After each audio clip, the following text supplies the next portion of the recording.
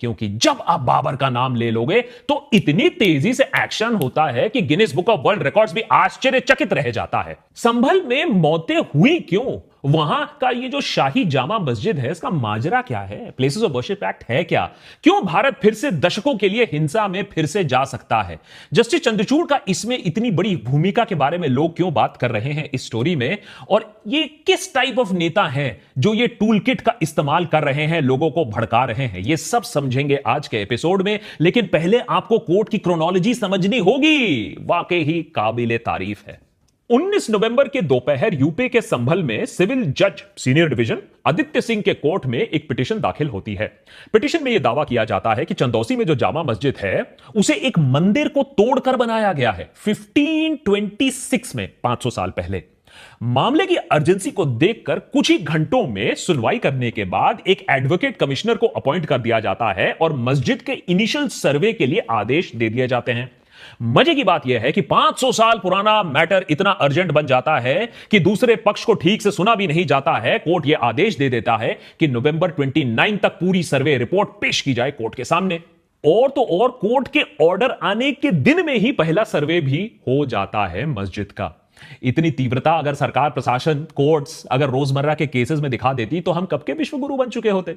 लेकिन फिर आपका ध्यान भटकाने के लिए, आपको खतरे में डालने के लिए कुछ बाकी नहीं रहता। इसीलिए समय समय पर पुराने जख्मों को खुरेदा जाएगा, धार्मिक भावनाओं के साथ खेला जाएगा, आपका इस्तेमाल किया जाएगा, आपका ध्यान बटाया जाएगा। और जनता जब बाबर, औरंगजेब से बदला लेने में बिजी रहेगी तब कहां की अच्छी जिंदगी, अच्छी नौकरी, पक्का मकान, साफ पानी, साफ हवा, जेब में 5 रुपए की फिक्र कहां होगी जब 500 साल पहले का बदला आपको लेना होगा। जिसके चलते अब 5 लोगों की संभल में मौत भी हो चुकी है और नेतागण अभी बहुत खुश हैं। जब दूसरी बार सर्वे टीम पहुंची मस्जिद पे और भी सर्वे करने के लिए, तब वहां के लोग भड़क कर पुलिस पर पथराव करते हैं।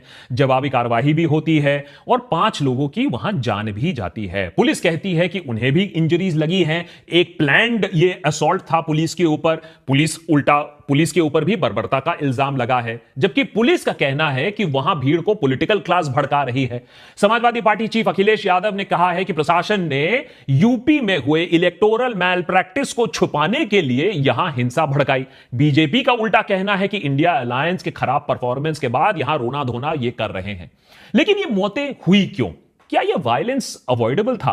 क्या ऐसी वारदातें और भी अब हमारे देश में हमें दिखने को मिलेंगी आने वाले दिनों में? कौन सा जिन है जो हमारे देश में अब बाहर निकल चुका है? यह समझना जरूरी है। यह स्टोरी सिर्फ एक शहर, एक मस्जिद की नहीं है। जिस जामा मस्जिद का सर्वे संभल के सिविल जज ने करवाने का निर्देश दिया, वो जामा मस्जिद एक प्रोटेक्टेड मॉन्यूमेंट की श्रेणी में आता है। उसका नोटिफिकेशन दिसंबर 22, 1920 में हुआ था, 100 साल से भी ज्यादा पहले, under section 3 subsection 3 of the ancient monument preservation act 1904।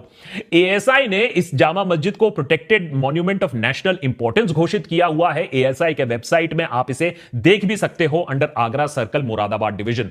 और ये list of centrally protected monuments के अंदर भी आता है। तो ये कोई छोटा कोई ढांचा नहीं है, ये एक एस्टैब्लिश्ड मॉस्क है। लेकिन संभल कोर्ट में 8 पिटिशनर्स ने एक केस फाइल किया। इनमें से एक का नाम हरिशंकर जैन है, शायद आप इन्हें पहचान पाओ। ये वही लॉयर हैं जिन्होंने ज्ञानवापी मॉस्क, काशी विश्वनाथ मंदिर डिस्प्यूट केस में भी फाइल किया था केस कोर्ट में। उस पर एक पूरा एपिसोड डिटेल में बना के रखा है, टाइम मिले तो देख लीजिएगा। इस केस में, इस पिटिशन में दावा किया गया है कि यहां आज जो जामा मस्जिद है वहां सदियों पुराना पहले एक श्री हरिहर मंदिर होता था, डेडिकेटेड टू लॉर्ड कल्की। पिटिशन का दावा है कि हिंदू शास्त्रों में लिखा हुआ है कि संभल में श्री हरिहर मंदिर खुद लॉर्ड विश्वकर्मा ने बनाया था ब्रह्मांड के स्थापना के शुरुआत में। पिटिशन का दावा है कि 1527-1528 में Hindu Beg, lieutenant of Babur's army, ने इस मंदिर को तोड़ा और इसे मॉस्क बना दिया। लिहाजा कोर्ट से गुजारिश है कि क्योंकि यह मॉन्यूमेंट एएसआई के अंडर आता है, इसे पब्लिक के लिए खोल दिया जाए, पब्लिक को आने की अनुमति दे दी जाए। मुस्लिम पक्ष का कहना है कि यह सदियों से उनका धर्मस्थल रहा है और पार्लियामेंट और सुप्रीम कोर्ट ने साफ आदेश दिया है कि प्लेसेस ऑफ वर्शिप एक्ट के अंदर आप किसी भी धार्मिक स्थल का कैरेक्टर या लोकेशन 1947 के बाद चेंज नहीं कर सकते हो। अब जाहिर सी बात है कि क्या है ये प्लेसेस ऑफ वर्शिप एक्ट और क्यों ये वो एक लॉ है जो भारत को अराजकता से बचाने की कोशिश कर रहा है। कुछ लोगों का मानना है कि इस लॉ को तो वैसे सिरे से ही खारिज कर देना चाहिए। कुछ लोगों का दूसरा मानना है कि अगर आप ऐसा करोगे तो भारत देश 100 से 500 साल पीछे चला जाएगा। और कुछ का मानना है कि जस्टिस चंद्रचूड़ और सुप्रीम कोर्ट ऑफ इंडिया ने ऑलरेडी इस लॉ को कमजोर कर दिया है। प्लेसेस ऑफ वर्शिप एक्ट पर पूरा डिटेल्ड एपिसोड देशभक्त पर ऑलरेडी है, खासकर कि आजकल जो हो रहा है उसके संदर्भ में यह एपिसोड देखना आपके लिए काफी अच्छा रहेगा, देख लीजिएगा। अगर ब्रीफ में समझे तो 1991 में पारित किया गया यह लॉ जब राम मंदिर मूवमेंट अपने चरम पर था। इस लॉ का उद्देश्य काफी सिंपल था, अयोध्या में राम मंदिर के सवाल को छोड़कर किसी भी दूसरे धार्मिक स्थान को तोड़ना, उसका परिवर्तन करना, उसे रोकने का काम कर रहा था यह लॉ। राम मंदिर का जो सवाल था वो दशकों से चल रहा था, इसीलिए उसे एक्सेप्शन बनाया गया। लेकिन फिर देखा गया था कि कैसे काशी, मथुरा, संभल, ऐसे कितने और रिक्लेमेशन, कितनी और बदले की भावना से कितने और केस उत्पन्न होंगे तो देश तो अराजकता में चला जाएगा, इसीलिए इस लॉ को लाया गया था। अब इसमें कोई डिबेट नहीं है कि ऐतिहासिक तौर पर गलतियां हुई हैं, मंदिर तोड़े गए हैं, लेकिन इतिहास में गलतियां तो पूरी दुनिया में हुई हैं। हिटलर के नरसंहार के बावजूद जर्मनी को आज दुनिया में सम्मान दिया जाता है। न्यूक्लियर बॉम्ब गिरने के बावजूद जापान और अमेरिका आज दोस्त हैं। फ्रांस और इंग्लैंड 1000 साल से लड़ते आए हैं, उनके बीच में आज हाई स्पीड ट्रेन चलती है। प्लेसेस ऑफ वर्शिप एक्ट ने भारत के आजादी को एक कट ऑफ डेट माना और साफ शब्दों में कहा कि 1947 के बाद किसी भी धार्मिक स्थल का परिवर्तन, चाहे वो उसी धर्म के भीतर भी किसी और सेक्ट का हो या किसी और बिलीफ का हो, उसकी परमिशन नहीं है। साथ ही यह बहुत इंपॉर्टेंट चीज है, कोई भी लॉसूट, कोई भी केस किसी भी धर्म स्थल के परिवर्तन के बारे में जो 1947 के बाद लाया गया है या फ्यूचर में लाया जाएगा, वो माननीय नहीं होगा। इस लॉ में अयोध्या डिस्प्यूट को एज एन एक्सेप्शन रखा गया, यह सोचकर कि अगर राम मंदिर का मसला हल हो जाए तो देश को बांटने वाला यह जो मुद्दा है यह खत्म हो जाएगा। इनफैक्ट अयोध्या वर्डिक्ट में प्लेसेस ऑफ वर्शिप एक्ट की बड़ी तारीफ की गई है। वर्डिक्ट में कहा गया कि यह लॉ पुरानी गलतियों को सही नहीं करता है, लेकिन यह कहता है कि पुरानी गलतियों को देश की आजादी के साथ साथ दफना देना चाहिए, जिससे हम आगे बढ़ पाए। 5 मेंबर के constitution bench of supreme court ने पाया था कि प्लेसेस ऑफ वर्शिप एक्ट हमें और हमारे संविधान में एक मूल आधार है, and I quote, a norm that has the status of being a basic feature of the constitution, यानी वो पार्ट संविधान का, वो हिस्सा संविधान का, वो स्तंभ संविधान का जिसे आप बदल नहीं सकते हो।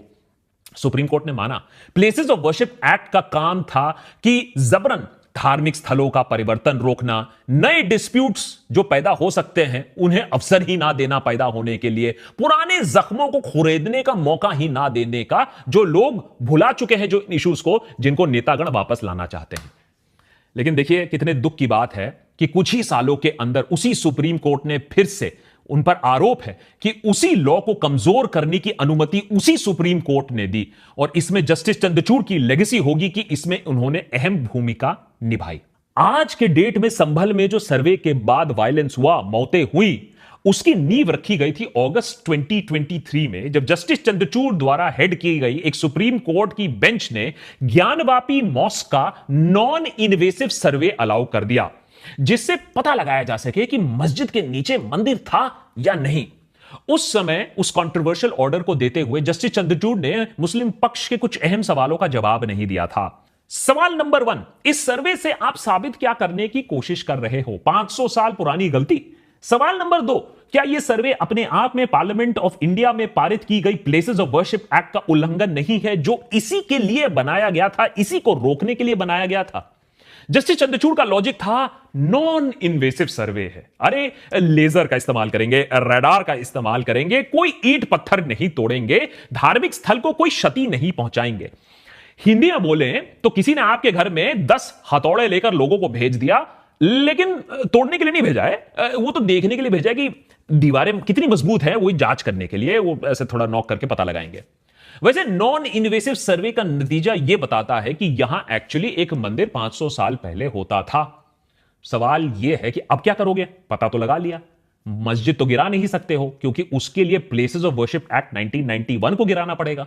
अब बहुत सारे लोग यह मानते हैं कि इस एक्ट को गिरा देना चाहिए, सिरे से खारिज कर देना चाहिए, और अगर सरकार चाहे तो यह काम कर भी सकती है। सरकार तो कुछ भी है, एनीथिंग इज पॉसिबल।